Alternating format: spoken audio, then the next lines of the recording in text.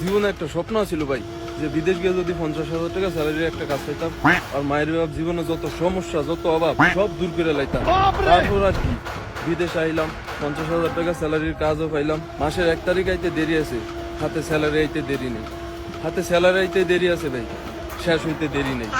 আর মায়ের বাবা আমি এইটাই বুঝি না, আমি যে একটা মাস গরুর মতো খাচ্ছি, আমার হাতে যে স্যালারিটা আইছে এটা তো আমার কাছে কয়দিন থাকবো না।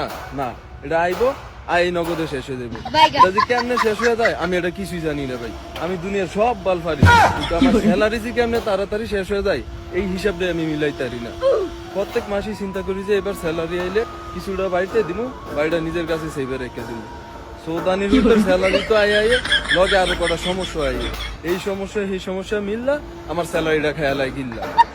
কি কমু দুঃখের কথা ভাই, যতই চিন্তা করি যে এই মাসে স্যালারি আইলে কিছু টাকা সেভে রাখবো, সেইবার করতে পারি না ভাই, সেইবার করতে পারি না। আমি আমার স্যালারিকে আমি কি, আমার সমস্যাই আমার স্যালারিকে এখন পায় না। হঠাৎ ভাই পুরাই হঠাৎ।